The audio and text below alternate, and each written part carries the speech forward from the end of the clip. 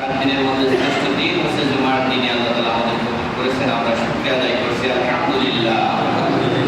ভালো করে বলি আলহামদুলিল্লাহ। শত কোটি দরুদ বর্ষিত মানবতার মহান রাসূলের উপর সকলে পড়ছি সাল্লাল্লাহু আলাইহি ওয়াসাল্লাম। এবং সেই সমস্ত শহীদ আল্লাহর মাগফিরাত কামনা করছি যারা আল্লাহর দ্বীন কায়েমের জন্য নিজেদের জীবনকে আল্লাহর রাস্তায় কুরবানি করেছেন।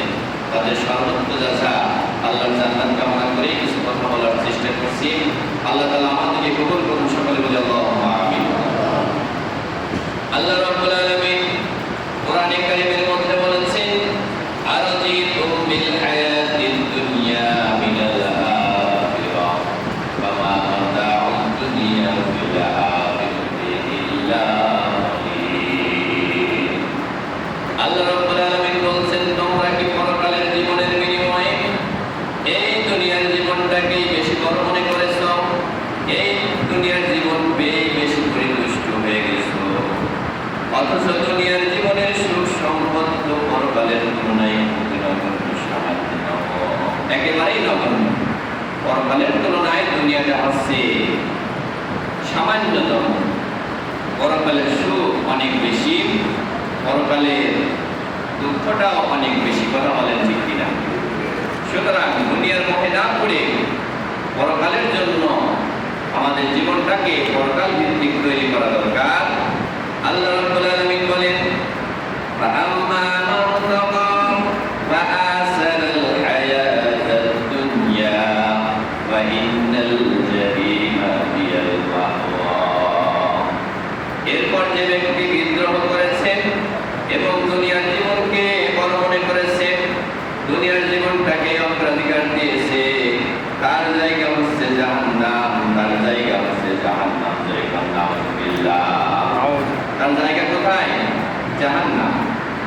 যে ব্যক্তি আল্লাহর হুকুম মানছে না, আল্লাহ যেটা বলতেছে তার বিপরীত কাজ করতেছে, আর পরকালের জন্য পাথর জোগাড় করলো না, দুনিয়াটাকে বড় মনে করলো, পরকালকে ভুলে গেল, তার জায়গা হচ্ছে জাহান্নাম। জোরে কোন নাউযুবিল্লাহ।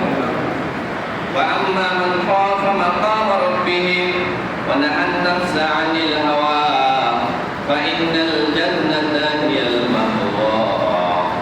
আর যে ব্যক্তি নিজের প্রভুর সামনে উপস্থিত হওয়াকে সুবহানাল্লাহ। সুতরাং আমাদেরকে পরকাল ভিত্তিক জীবন তৈরি করার দরকার আছে না নাই? আসুন আমরা আমাদের জীবনটাকে পরকাল ভিত্তিক সাজাই। দেখেন, আমি আপনি আজকে যদি মারা যায়, কালকেই কিন্তু কবরে যাত্রী হয়ে যাব। কথা বলেন ঠিক কিনা? কবরে রেখে আসলে কবরের আযাব আছে না নাই?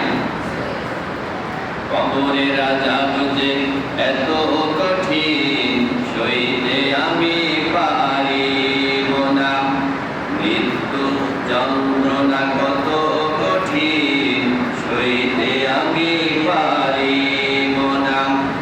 ও গো দয়াময় রহিম, চাই যে তোমার শুধু করুণা, কবরের আযাব যে এত কঠিন, সইতে আমি পারিব না, মৃত্যু যন্ত্রণা কত কঠিন, সইতে আমি পারিব না।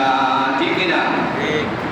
ওই পালকিখানা আসবে দাঁড়ে দাঁড়ে সবার জানা, মসজিদের ওই পালকিখানা আসবে দাঁড়ে দাঁড়ে সবার জানা।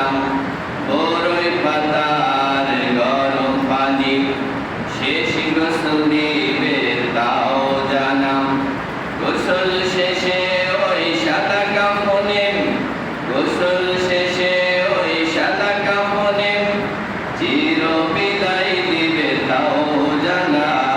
কবরের আযাব যে এত কঠিন, সইতে আমি পারিব না, মৃত্যু যন্ত্রণা কত